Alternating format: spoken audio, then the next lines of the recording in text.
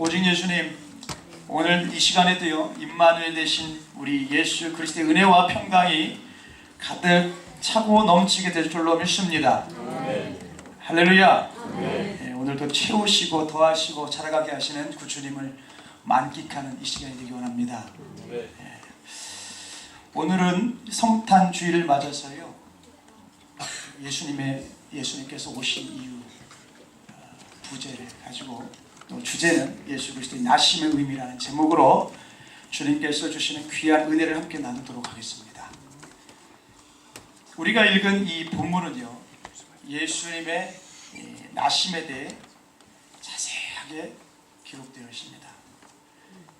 이 마태는 복음서, 즉 예수님에 관한 이야기를 쓰면서요 예수님의 출생 이야기로 시작하고 있어요. 예수님의 출생 이야기로 시작하고 있다. 마태복음 1장 1절로 17절까지는 그 예수님의 출생 족보를 자세히 기록하였고요.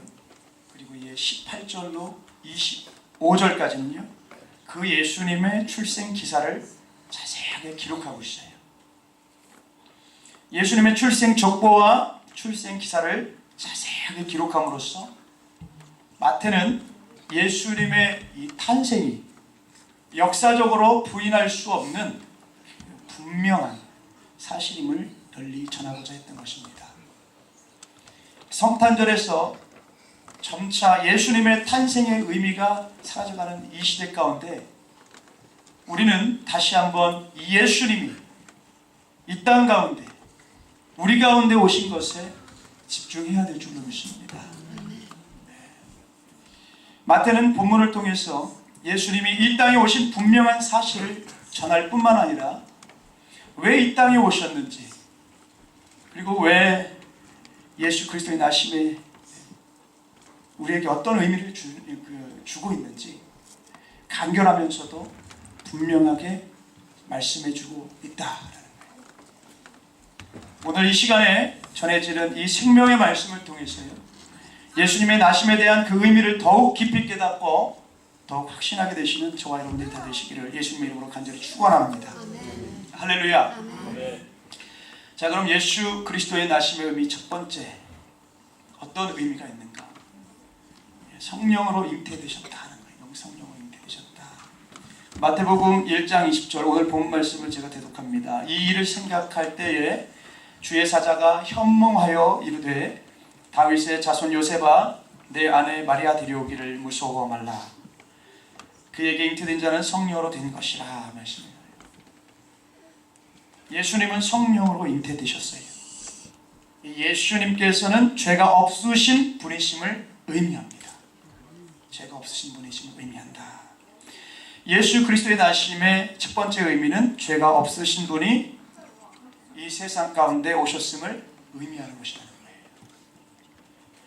본문에서 마태는 예수님께서 성령으로 잉태되셨음을 이 18절과 그리고 20절, 그래서 이 두 번이나 강조하고 있어요. 예수님은 분명히 성령으로 잉태되셨다는 거예요. 성령으로라는 표현에서 여기 의로, 이 원어 뜻을 살펴보면요 이제 근원을 나타내는 걸 알 수 있다는 거죠. 근원, 의로라는 것을 원어를 보면 근원적인 걸 얘기한다는 거예요. 예수님의 근원은 바로 성령 하나님이심을 의미하는 것이고요. 하나님으로부터 나셨기에 예수님은 전혀 죄가 없으신 분이시다는 거예요. 또한 23절에서는 처녀가 잉태하였다고 기록되어 있는데요. 여기서 이 처녀라는 원어의 뜻 역시 남자를 알지 못하는 여자를 의미합니다. 예수님은 인간의 몸을 통해 육신으로 이 땅에 오셨지만 남자를 알지 못하는, 다시 말씀드려서 성령으로 잉태되셨기에 전혀 죄가 없으신 분이시라는 거예요. 예수 그리스도의 나심의 의미 첫 번째, 죄가 없으신 분이 우리 가운데 오심을 의미하는 것이다 라는 거예요. 죄가 없으신 분이 우리 가운데 오심을 의미한다.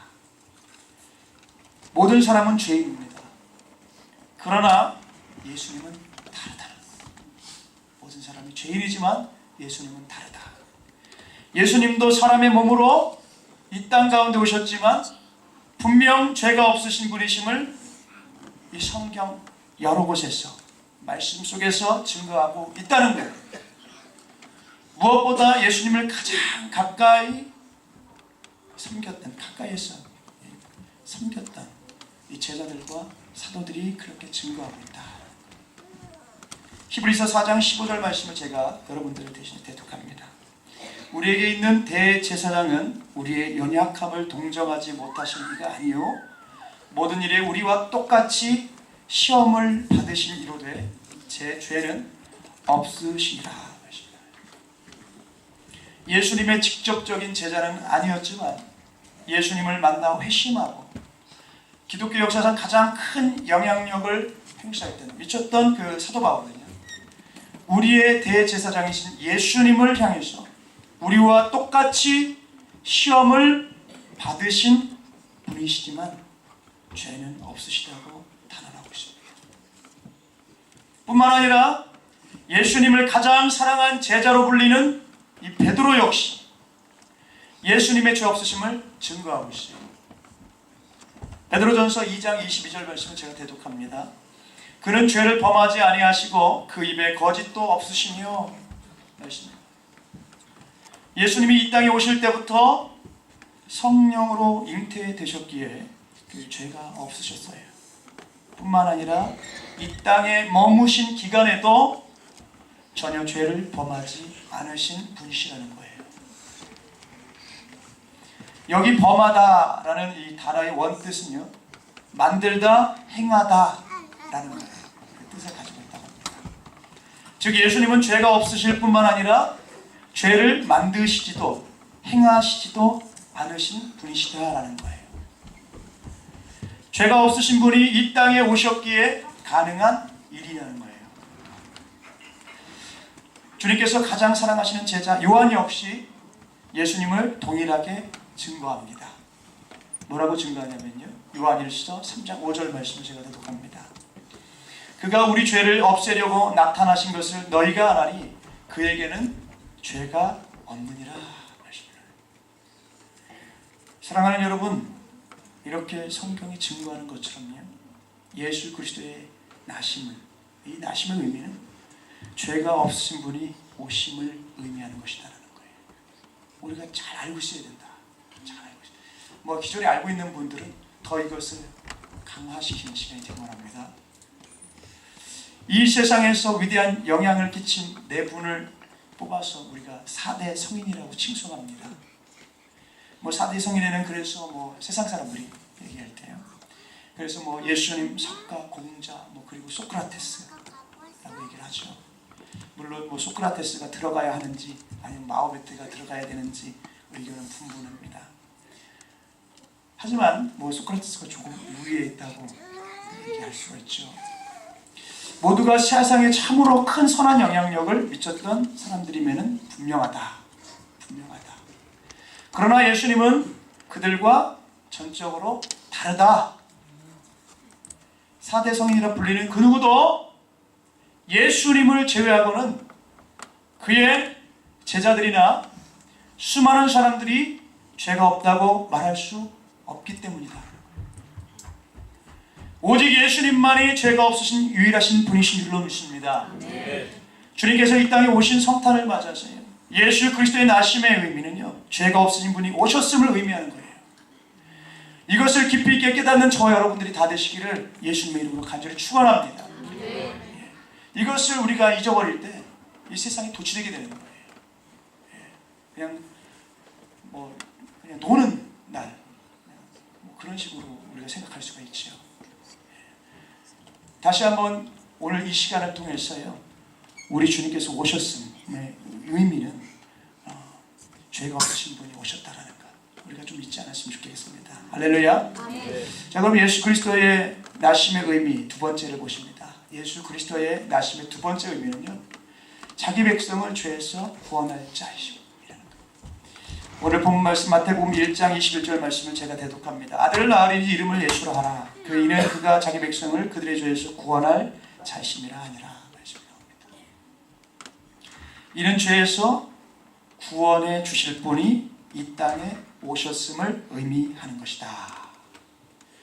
구원은 건져내다 라는 뜻입니다. 예수 그리스도의 나심은 자기 백성을 죄에서 건져내시기 위함이라는 거예요. 우리 성경에는 이 죄가요 단수로 번역되었지만, 단수 그냥 하나로 번역되었지만, 이 원어를 보면, 원어 성경 말씀을 보면요, 죄는 복수형으로 기록되어 있다는 거예요. 복수형으로. 이는 각 사람의 모든 죄에서 건져내심을 표현하고자 했던 거다라는 거죠. 앞서 우리는 예수 그리스도의 나심의 첫 번째 의미는 죄가 없으신 분이 오심을 의미함을 살펴보았죠. 예수님께서는 죄가 없으신 분이시기에 능히 자기 백성을 그들의 죄에서 구원해 주실 수 있으신 것이다 라는 거예요. 성경은 이 땅에 오신 예수님은 죄가 없으신 분이심을 증언합니다.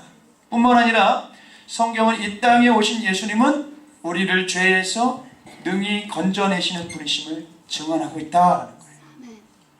예수님의 나심의 길을 예비했던 이 침례 요한은요, 예수님을 바라보며 이렇게 증거했습니다. 뭐라고 증거했냐? 요한복음 1장 29절 말씀을 제가 대독합니다. 이튿날 요한이 예수께서 자기에게 나오심을 보고 이르되, 보라, 세상 죄를 지고 가는 하나님의 어린 양이로다. 예수님은 우리들의 죄를 짊어지시기 위해 나신 거라는 거예요. 예, 우리의 죄를 짊어지시기 위해 나셨다. 자랑하려고 나신 게 아니라, 내가 이래봐도 하나님의 아들이야, 이러고 태어나신 게 아니라, 우리의 죄를 짊어지시기 위해. 이외에도 많은 성경의 증언들이 있어요. 침례 요한의 이 증언이 신약을 대표한다면, 예수님께서 이 땅에 오시기 전, 즉 구약을 대표해 증언한 사람이 바로 이사야 선지자예요. 이사야 선지자. 그 이사야 선지자는 어떻게 증언하고 있느냐? 한번 말씀을 봅니다. 이사야서 53장 6절 말씀인데요. 우리는 다 양 같아서 그릇 행하여 각기 제 길로 갔거늘 여호와께서는 우리 모두의 죄악을 그에게 담당시키셨도다. 하나님께서 그의 독생자 예수 그리스도를 이 땅에 보내셨습니다. 이 땅에 나게 하셨어요.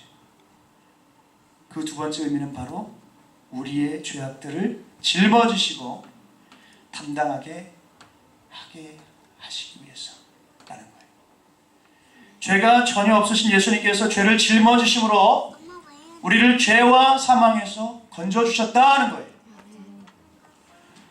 주님의 이 놀라운 은혜가 이 시간 우리 모두에게 임하시기를 예수님의 이름으로 간절히 축원합니다. 할렐루야. 잊어서는 안 돼요.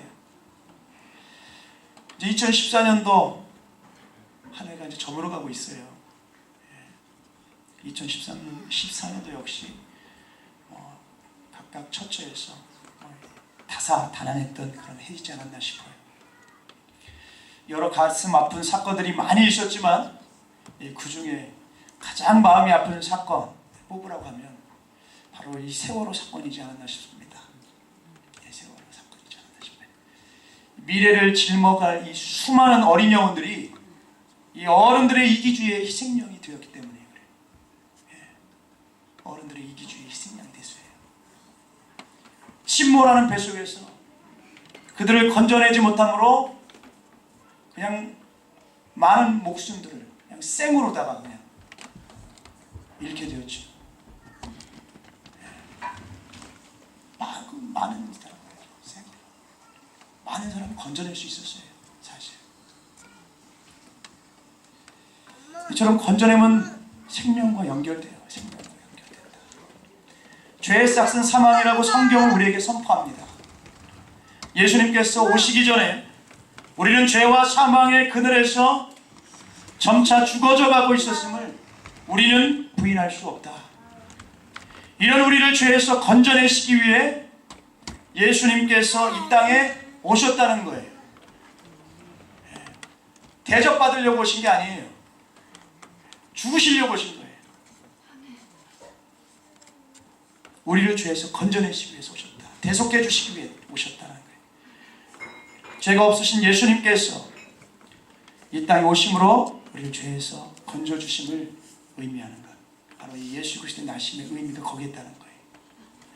죄에서 우리를 구원해 주실 분이 오심을 의미한다.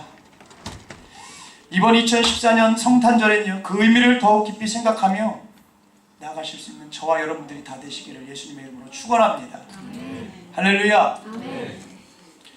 자, 그럼 예수 그리스도의 나심의 의미, 이 세 번째를 보십니다. 세 번째, 예수 그리스도의 나심의 의미 세 번째는 하나님이 우리와 함께 계시다는 거예요. 계심의 의미를 갖고 있다.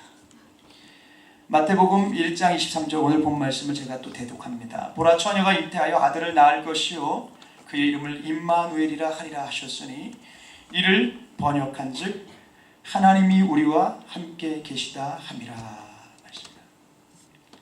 예수 그리스도의 나심의 의미, 이 마지막 세 번째는요, 우리와 함께 하시는 하나님이 오십니다 하는 거예요.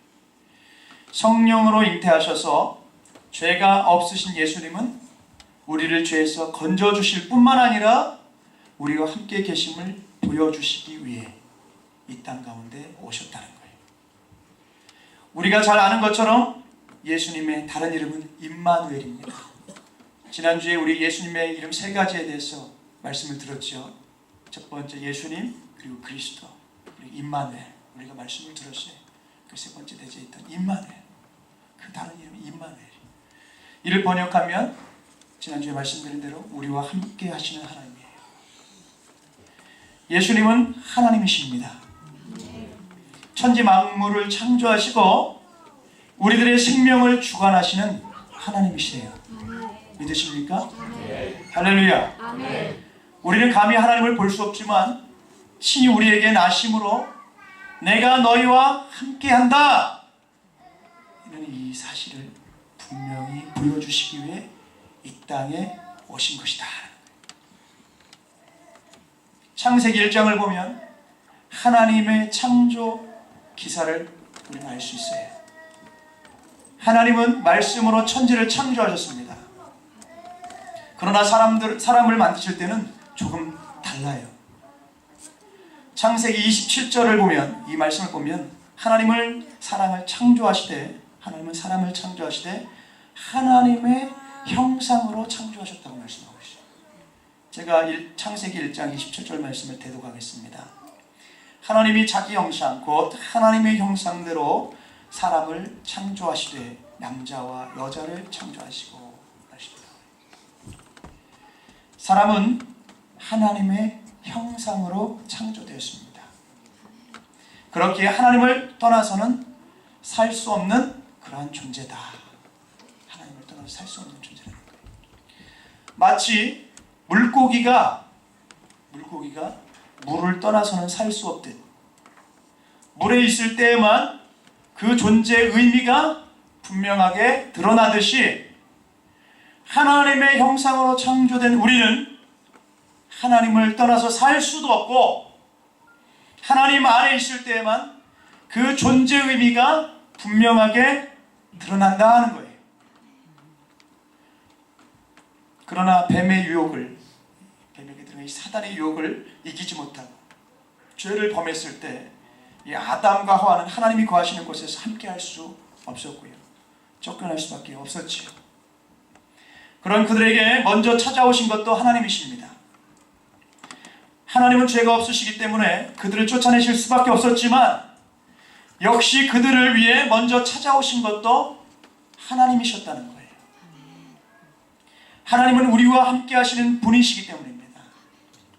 구약의 제사 제도를 통해서 우리에게 먼저 방법을 제시하신 하나님께서 그의 아들 예수 그리스도를 보내심으로 내가 너희와 함께 하신다는 그 은혜를 우리에게 확증시켜 주셨다는 거예요.